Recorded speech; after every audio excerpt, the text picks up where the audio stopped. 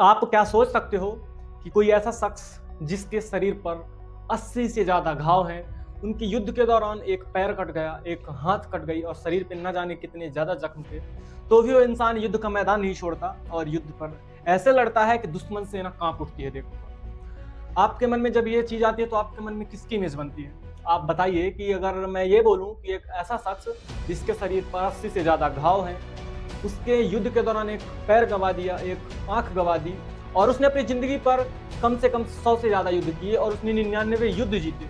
और आजकल के कुछ लोग उनको गद्दार बता रहे हैं। ये जो गद्दार कहने की बात है किस हद तक सही है, आज हम इस वीडियो में जानेंगे। और अभी सबके सामने ये टॉपिक उठ रहा है कि महाराणा सांगा ने या राणा सांगा ने बाबर को भारत देश बुलाया कि आप आओ लूट कर जाओ। अभी ये टॉपिक बहुत चर्चे पे है, तो मैंने देखा कि बहुत लोग गलत अफवाह फैला रहे हैं कि राणा सांगा ने बाबर को भारत बुलाया कि आप आओ, आप लूट करके जाओ तो हम यहाँ शासन कर पाएंगे। मैं आपको एक चीज़ क्रिस्टल क्लियर कर देना चाहता हूँ कि जिस टाइम की बात है बाबर भारत आया था, उस टाइम पर अगर भारत में सबसे बड़ी अगर ताकतवर कोई शक्ति थी तो मराठा शक्ति थी, जिसमें से खुद राणा सांगा सबसे बड़े योद्धा थे उस टाइम पर। उनको किसी चीज़ की वो किसी से डरते नहीं। अब मैं ये भी बता दूं कि बाबर को महाराणा सांगा ने 2 बार पहले ही हरा चुका था भारत आने से पहले। आज इस टॉपिक पर कुछ लोग मतभेद कर रहे हैं कि राणा सांगा ऐसे थे, राणा सांगा गद्दार थे, राणा सांगा मिले हुए थे। और आज हम इस टॉपिक पर इस वीडियो पर पूरी आपको सही और ऑथेंटिक जानकारी देंगे।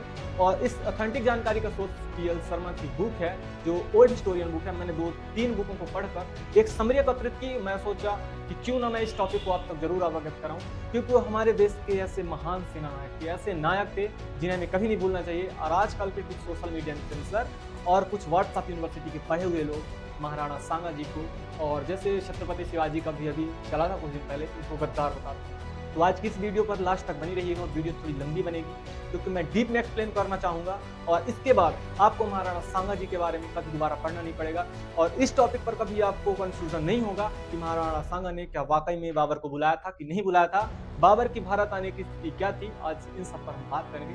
तो चल स्वागत है आपका हमारे इस आज के वीडियो पर। आज के वीडियो का मुख्य टॉपिक है कि क्या राणा सांगा जी ने बाबर को भारत बुलाया था कि नहीं। तो पहले हम बात करते हैं महाराणा सांगा जी के बारे में। तो महाराणा सांगा या संग्राम सिंह जिनको कहते हैं, इनका जन्म 12 अप्रैल सन 1482 ईस्वी में हुआ था, जो कि उदयपुर के सिसोदिया राजवंश के राजकुमार थे। इनके पापा जी का नाम था, पिताजी का नाम था रायमल। रायमल के ये चौथे बेटे थे राणा संग्राम सिंह। इनके 3 बेटों का नाम था, पहले का नाम था पृथ्वीराज सिसोदिया, दूसरे का जयमल, तीसरे का राणा सांगा, चौथे का सेंसा। इसकी 2 पुत्रियां भी थी। और क्या था कि जब ये 3 भाई आपस में विद्रोह कर रहे थे, राणा सांगा को हम खत्म कर देते हैं, शासन हम चलाएंगे, तो राणा सांगा किसी कदर कम उम्र में बचकर अजमेर पलायन कर गए और अजमेर में अपनी प्रारंभिक शिक्षा और अपनी युद्ध शास्त्र का अध्ययन किया। और अब एक टॉपिक पर हम इसी दूसरे पहलू पर बात करें। बाबर का जन्म 1483 ईस्वी में फरगना में हुआ था, जो कि वर्तमान उज्बेकिस्तान में है। बाबर का संबंध बताया जाता है कि मुस्लिम संबंध से ऐसा नहीं था। उसकी पापा की तरफ से वो तैमूर लंग प्रजाति का था और माँ के साथ से भारत का उसका संबंध चंगेज खान से हुआ था, जो कि ये तैमूर लंग और चंगेज खान बहुत पहले भारत पर आक्रमण कर चुके थे और बहुत कट्टर मुसलमान थे, जो कि भारत को बहुत आहत पहुंचाए, हिंदुओं को बहुत धर्म परिवर्तन कराया, बहुत ही निष्ठुर प्रवृत्ति के शासक थे। तो आज हम दोनों का कंपैरिजन करेंगे। और बाबर का जब जन्म हुआ तो बाबर एक बहुत महान शासक नहीं कह सकते, बस इतना कह सकते हैं कि बाबर की जो दिव्य दृष्टि थी, दूरदृष्टिता थी, ये अपने शासन को कैसे चलाना चाहिए, शासन चलाने से पहले कैसे राजनीति होनी चाहिए, इसमें बाबर निपुण था। बाबर का जब जन्म हुआ, बाबर की एज 11 साल हुई, महाज उसके पिता का निधन हो गया। उसके पिता को मार दिया गया, कॉन्फ्लिक्ट चल रहे थे जिसमें बाबर के पिता का निधन हो गया। इसके बाद बाबर फरगना की गद्दी पर बैठता है जब वो 12 वर्ष की उम्र में रहता है। 12 वर्ष की उम्र में आप सोच सकते हैं कि कोई कितना छोटा इंसान होगा, कितनी कम उम्र होगी उसकी, वो शासन कैसे संभाल सकता है। आपसी विद्रोह तथा उज्बेकों द्वारा वहां विद्रोह किया गया, जिससे बाबर फरगना में ज्यादा दिनों तक शासन नहीं कर पाया और वहां से निकलना पड़ा उसे। जब बाबर वहां से निकला तो उसको ये था कि मैं पूरे भारत को जीतना चाहता हूं और उसकी एक मंशा थी कि मेरा बहुत साम्राज्य विस्तार करना है। बाबर की ऐसी सोच थी। बाबर फरगना से निकलता है, बहुत दिनों तक वो जंगलों पे भटका, बहुत भटका।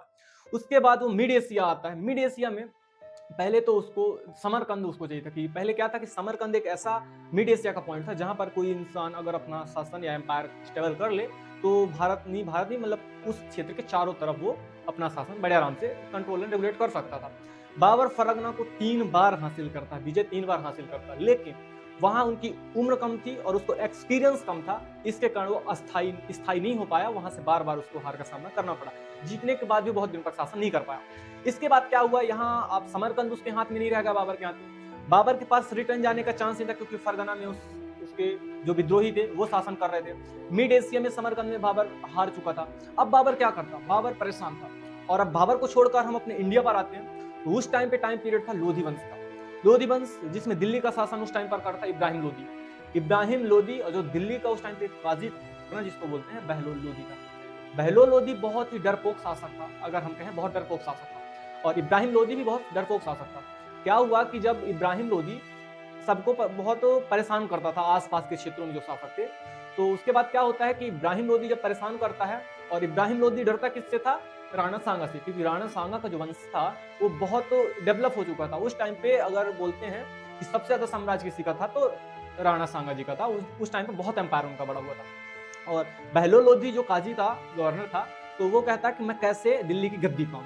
दिल्ली गद्दी पाने को वो पहला पत्र लिखता है राणा सांगा जी को, लेटर लिखता है कि आप आओ, आपकी सेना बहुत है, आप कॉन्फ्लिक्ट करो इब्राहिम लोधी से, इब्राहिम लोधी को हरा दो, आप यहाँ का शासन करो, मैं आपका मंत्री बन जाऊंगा। लेकिन राणा सांगा कहते हैं मुझे इसमें कोई दिलचस्पी नहीं है, मैं ऐसा नहीं करूंगा, जो शासन करता करने दो, मेरा साम्राज्य पर्याप्त है, मैं इतना विस्तार ही कर पाऊंगा, इसके ऊपर नहीं करूंगा। उन्होंने जवाब गलत दिया, जवाब बोले कि मुझे नहीं करना कॉन्फ्लिक्ट। तो बहलोल लोधी क्या करता है, उस टाइम पे बहलोल लोधी को पता चलता है कि इसी टाइम पर बाबर फरगना से भी हाथ धो चुका है और समरकंद भी उसके हाथ से छूट चुका है, वो जंगलों पर भटक रहा है लंबी सेना लिए हुए। तो बाबर को एक लेटर लिखता है बहलोल लोधी कि आप भारत देश पर आओ, भारत देश पर बहुत सोना है, बहुत ज्यादा आपको मिलेगा, आप आक्रमण करो। और बाबर के पास और कोई ऑप्शन भी नहीं था कि बाबर और रिटर्न तो जा नहीं सकता, तो बाबर सोचा कि मेरे पास गोल्डन अपॉर्चुनिटी है, मैं भारत पर हमला करता हूँ। और यही विवाद अभी संसद पे छिड़ा हुआ था, पार्लियामेंट में छिड़ा हुआ था, कि बाबर को महाराणा सांगा जी ने बुलाया था, संग्राम सिंह ने बुलाया था। आपको ये हिस्ट्री आप पढ़िएगा कभी, आप देखिएगा कहीं पे भी ऐसा नहीं लिखा गया है कि बाबर को महाराणा सांगा ने लेटर लिखा था। जरूर लेटर लिखा था राणा सांगा कि आप बुलाओ बाबर को, लेकिन महाराणा सांगा ने साफ इनकार कर दिया था कि मैं नहीं बुलाऊंगा। बहलोल लोधी ने बाबर को लेटर लिखा, और उसी के कहने पर कि आप और मैं मिलकर हम इब्राहिम लोधी को हरा देते हैं। और बहलोल लोधी ने यह भी लिखा कि बाबर आपकी सेना में सहयोग करने के लिए भारत देश के मराठा एम्पायर जो थे उस टाइम पर, एम्पायर जो थे कि राणा सांगा भी साथ देंगे। जब बाबर युद्ध करने आता है भारत, तो पहले वो पंजाब पर युद्ध करता है और पंजाब को जीत जाता है। पंजाब जीतने के बाद जो दिल्ली की ओर पहुंचता है, तो उसको पता चलता है कि हमारी सेना में सहयोग करने के लिए राणा सांगा नहीं है। उसके बाद पता चलती है, तब तक क्या हुआ था कि बाबर थोड़ा विकसित हो चुका था, बाबर की जो दृष्टि थी भारत देश के लिए, बाबर की जो रणनीतियां थी वो बढ़ चुकी थी, भारत को कैसे हासिल किया जाए। इसके बाद जब बाबर ने इब्राहिम लोधी को बैटल ऑफ था, जब पानीपत में हरा दिया था बाबर ने हराया इब्राहिम लोधी को पानीपत में। जब हरा दिया तो क्या हुआ, दिल्ली का कौन बन गया शासक, बाबर।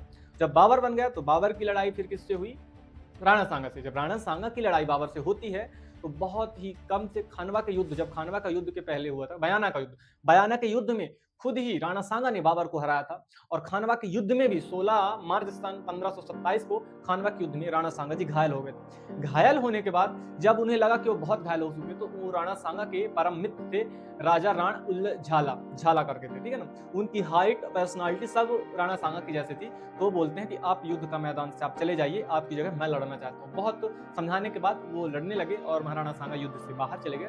और हमारे कुछ इतिहासकारों ने ऐसा हमें झूठा पढ़ाया गया, ऐसे किताबों पर हमारी छाप दिया गया कि राणा सांगा वहां हार गए थे। एक्चुअली में हारे नहीं थे, वो युद्ध हारने लायक नहीं था, महाराणा सांगा वहां से निकल गए थे।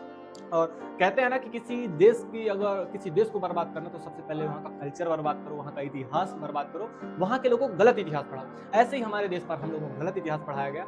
मेरी सबसे रिक्वेस्ट है कि अगर आपको भी टाइम मिले तो ऐसे पॉइंटों को आप पढ़िए जरूर, क्योंकि इस चीज को जब आप पढ़ेंगे तो आपके मन में जो ये मार्क्स ऑफ यूनिवर्सिटी द्वारा, सोशल मीडिया द्वारा भरा गया ज्ञान है ना कि बाबर को राणा सांगा ने बुलाया था, ये चीज आपको क्रिस्टल क्लियर होगी। और जब तक आप क्लियर नहीं होंगी, तब तक आप इसी कॉन्फ्लिक्ट में रहेंगे कि कौन महान था। बहुत लोग बोलते हैं बाबर महान था, मैं तो कहता हूँ बाबर एक नीच कुप्रवृत्ति का इंसान था। न उसने भारत के लिए कुछ भी अच्छे काम नहीं किए भारत के लिए, न किसी प्रशासनिक व्यवस्था लागू की, कुछ भी लागू नहीं किया। हमारे कुछ वीर सपूत जैसे कि छत्रपति शिवाजी महाराज, राणा सांगा, महाराणा प्रताप, और बहुत सारे हमारे सेनानायक बहुत सारे हुए हैं। इनको कुछ लोग एलिगेशन लगाकर बोल देते हैं कि ऐसे।